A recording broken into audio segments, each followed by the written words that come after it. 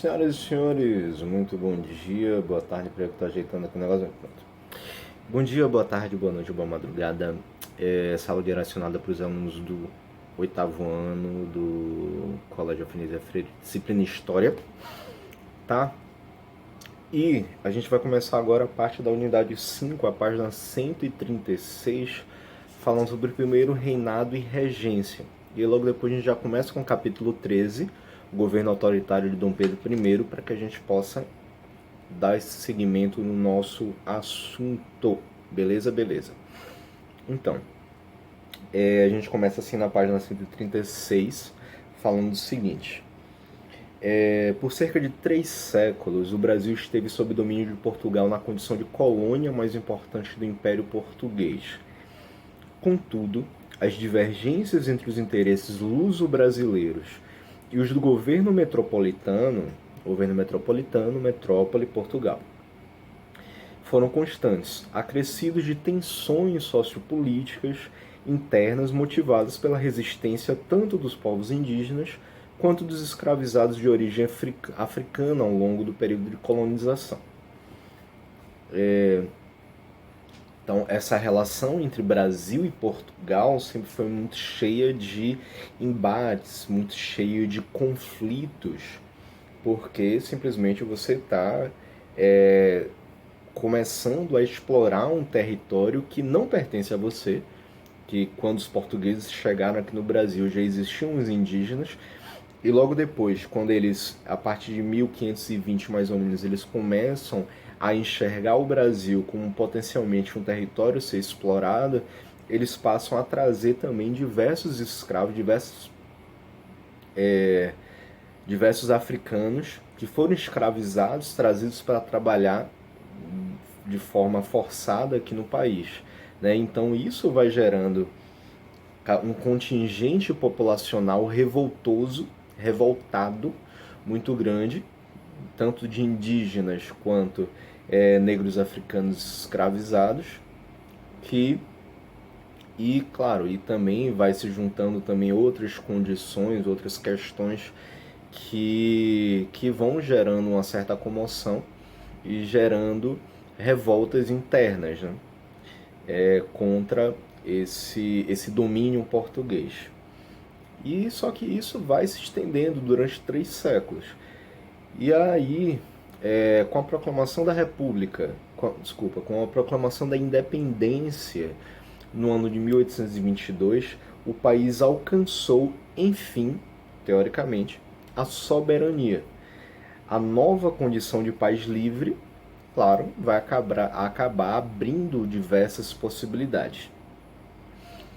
Contudo, não foram feitas mudanças profundas na organização socioeconômica, o que provocou o descontentamento de diferentes segmentos sociais. Né?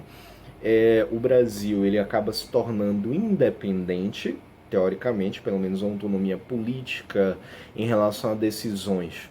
As decisões elas passam a ser tomadas diretamente aqui do Brasil, mas ainda há uma influência muito forte, principalmente uma dependência comercial, uma dependência econômica muito forte, deixando de ser com Portugal e passando a ser principalmente com a Inglaterra. Né? Então, essa organização socioeconômica acaba sendo ainda muito precária. E isso vai gerar um descontentamento por parte de diversos segmentos sociais existentes aqui no Brasil.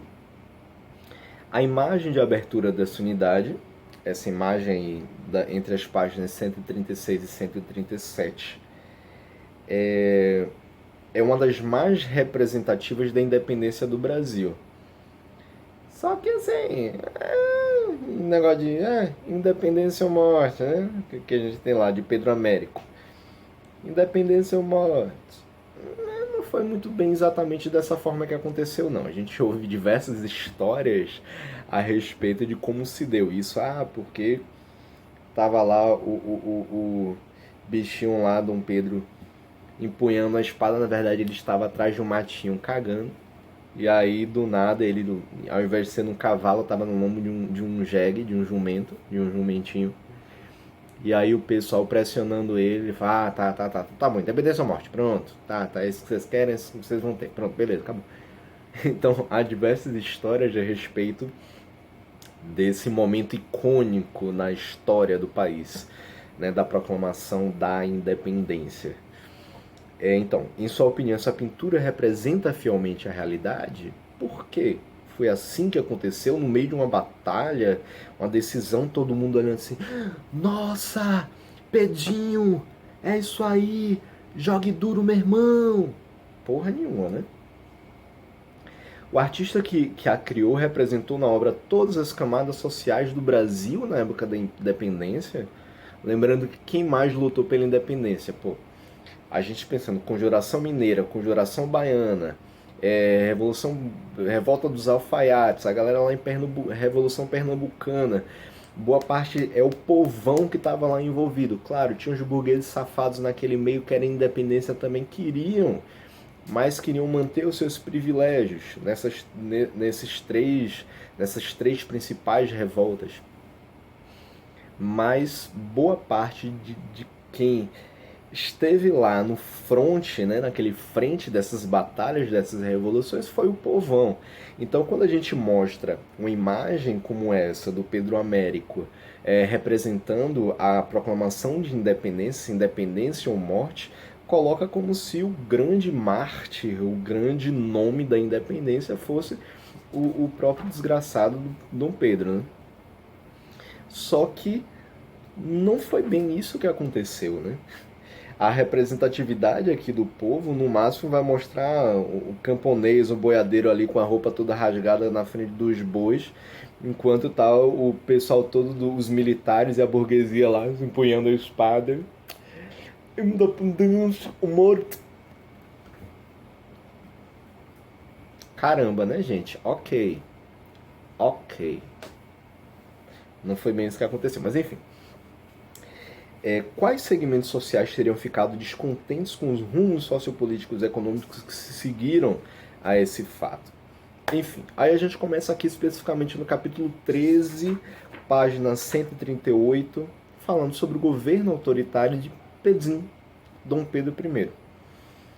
As sociedades estão em constante mudança e, enquanto mudam as gerações, também se altera a imagem que a sociedade tem de si mesma. Assim, a visão que o Brasil tem de si é dinâmica, embora algumas visões persistam há bastante tempo, como a ideia de que a história do nosso país é pacífica. História do nosso país é pacífica? Nunca rolou isso, né? O estudo do primeiro reinado, que é entre 1822 e 1831, período que se seguiu ao rompimento dos laços de dominação de Portugal com o Brasil, é uma oportunidade para confrontar essa visão cristalizada com a realidade histórica.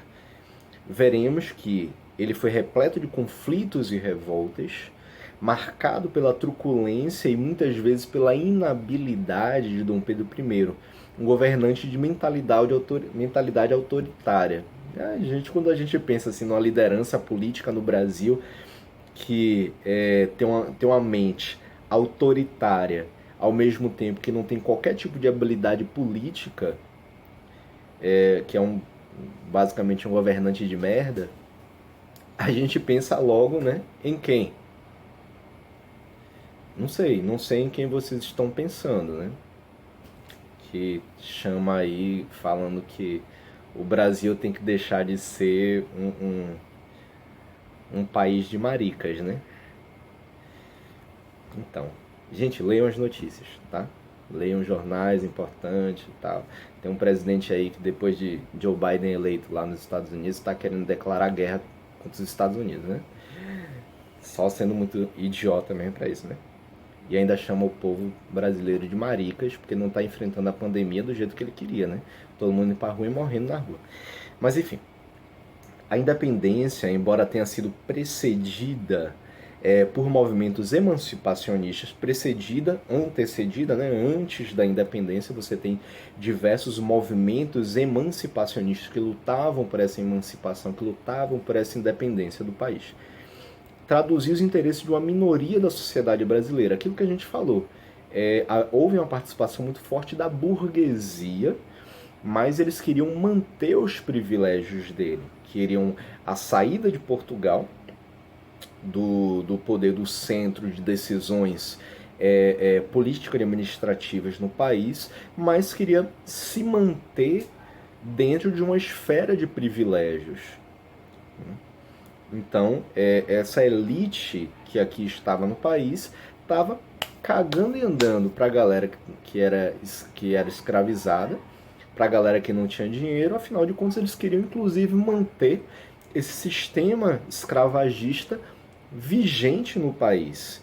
Eles não queriam tirar deles próprios esse privilégio, né? Mas a única coisa que eles queriam era essa autonomia política e administrativa em relação à metrópole, em relação a Portugal. Era um rebanho de burguês safado. Após o Brasil se desligar de Portugal, quase metade da população era constituída de escravos, portanto excluída dos direitos de cidadania. Esse cenário moldou os acontecimentos do governo imperial de Pedro I. Aí a gente tem essa imagem do Jean-Baptiste Debré, quer dizer, de Dom Pedro I, né, mais desenhado pelo Debré, em que aqui diz o seguinte: Debré utilizou diferentes recursos para enfatizar que, apesar de haver nascido em português, o imperador Dom Pedro I tinha vínculos com o Brasil. O manto, bordado em ouro, remete ao poncho, peça típica do vestuário de paulistas e gaúchos da época. O poncho, que também a gente acaba vendo muito no Chile, no Peru, esse poncho que é esse lençol que o cara encaixa a cabeça e fica assim, passando uma capa, né? As insígnias dele são brasileiras e ele é sobreposto por uma mursa, manto curto que cobre o tórax. A mursa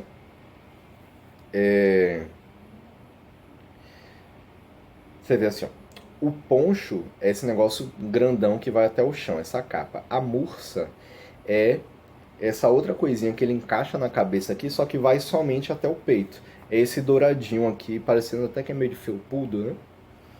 Isso é a mursa. Então só vai até a parte do tórax. Feita com plumas de tucano, é do PSDB. Plumas de tucano.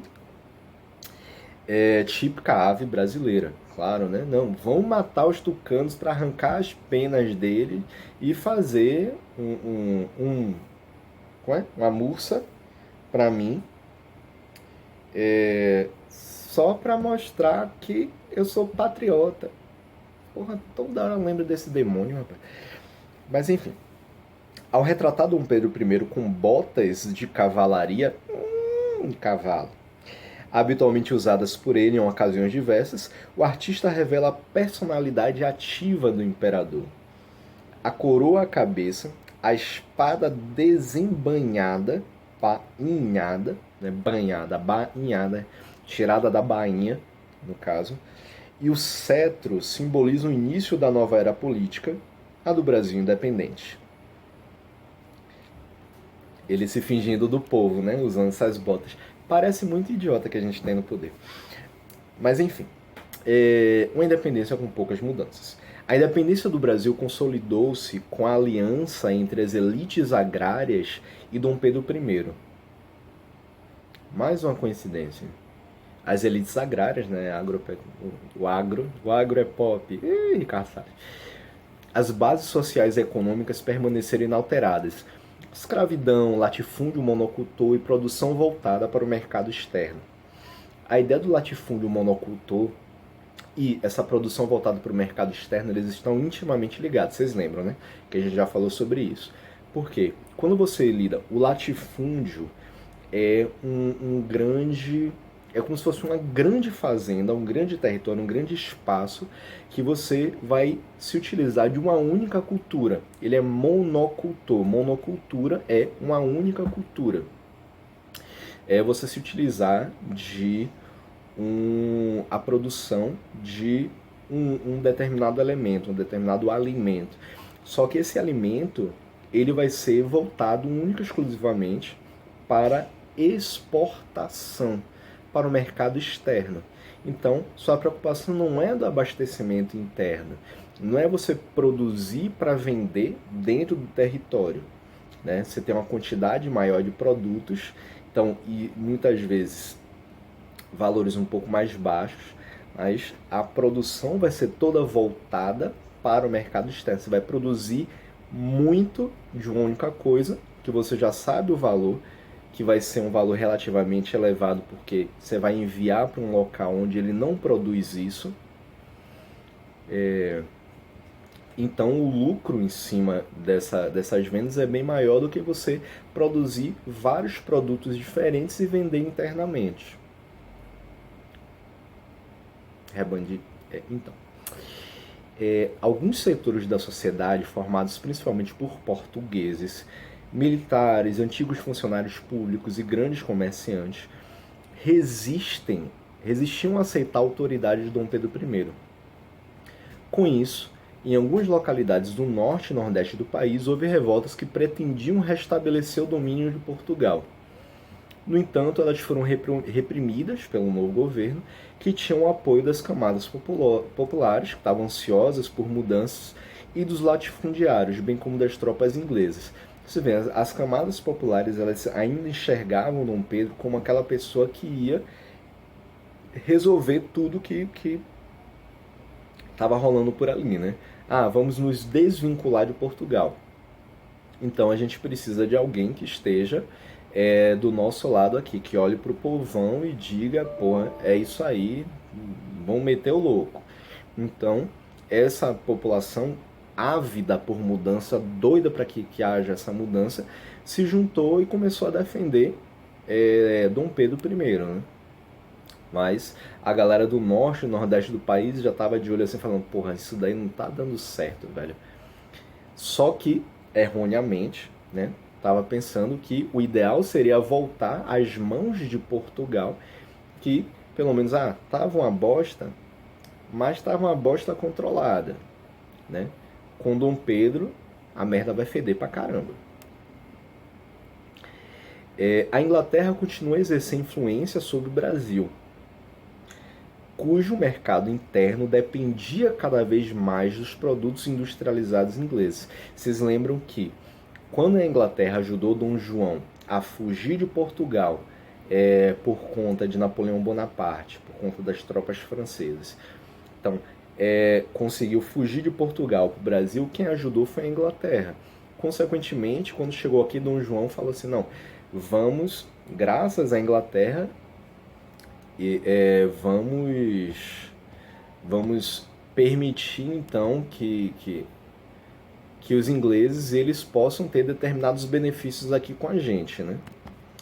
Então isso foi mantido. Deixa eu apagar o negócio errado aqui. Isso acabou sendo mantido, claro. Afinal de contas, você ainda tinha essa necessidade muito grande da Inglaterra. O Brasil acabou tendo essa necessidade muito grande da Inglaterra, mesmo depois da independência. A relação já estava muito forte, né? A dependência já estava muito forte. Não dava simplesmente para se desvincular da Inglaterra dessa forma. Então, nesse caso, o mercado interno brasileiro acabou dependendo cada vez mais desses produtos que eram industrializados que vinham da Inglaterra.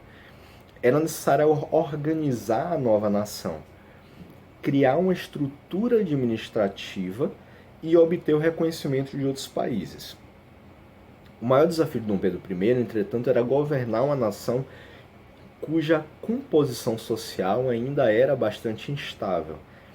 As elites agrárias eram certamente as mais influentes, claro, eles tinham mais poder, tinham mais dinheiro, então, consequentemente, eles tinham um poder de decisão maior e de influência sobre o governo também maior, né? Mas os grupos sociais das diversas regiões eram múltiplos e, como tal, tinham interesses e projetos políticos bastante diferentes. Todos eles desejavam ser atendidos pelo imperador. Afinal de contas, você tem um território vastíssimo, que era o Brasil, que é o Brasil. Então, cada parte desse território tem um determinado uma determinada forma de pensar, até mesmo porque o comércio, o mercado para eles vai ser diferente. Um vai produzir mais determinados produtos agrícolas, outro vai ser mais voltado para a pecuária, um outro vai ser mais voltado para a mineração. Cada um vai ter um interesse diferente em relação a esses produtos que eles têm, em relação ao que vem da Inglaterra, que vai ser importante para eles. Né? Quer ter um tipo de desenvolvimento diferente em um determinado local que vai ser o oposto de um outro, dentro desse mesmo território. Né? Então há sempre essa dificuldade de diálogo por a gente ter múltiplos pensamentos, múltiplas culturas dentro de um mesmo território. Então, uma pessoa tomar decisões administrativas, políticas e sociais para todo o país, claro, vai acabar tendo diversas dificuldades. Né? Rompendo com Portugal, o Brasil constituía-se como uma nação livre e soberana. Para que uma nova nação se estabeleça, é necessário que um novo regime obtenha reconhecimento dentro e fora do território nacional. A guerra se trava não somente contra as forças portuguesas de fora.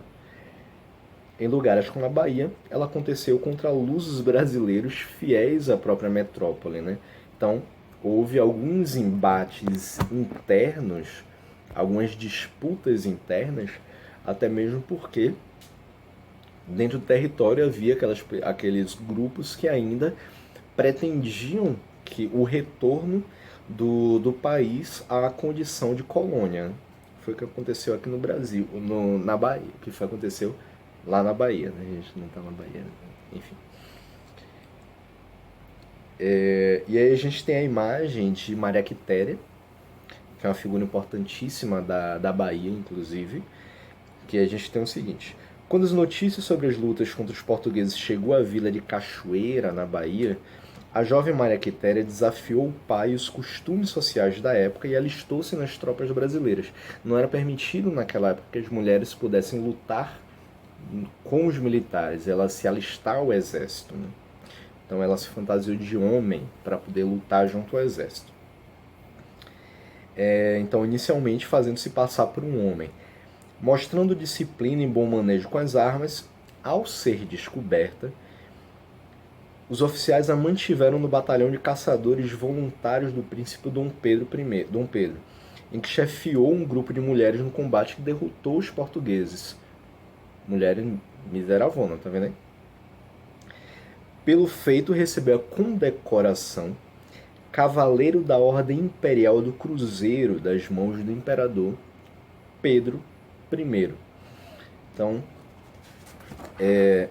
eu vou parar essa aula por aqui, porque depois a gente vai pegar uma sequência grande de reconhecimento da independência dentro do Brasil e depois fora do Brasil, até a gente fechar a parte do autoritarismo do governo Dom Pedro com a Constituição otorgada em 1824.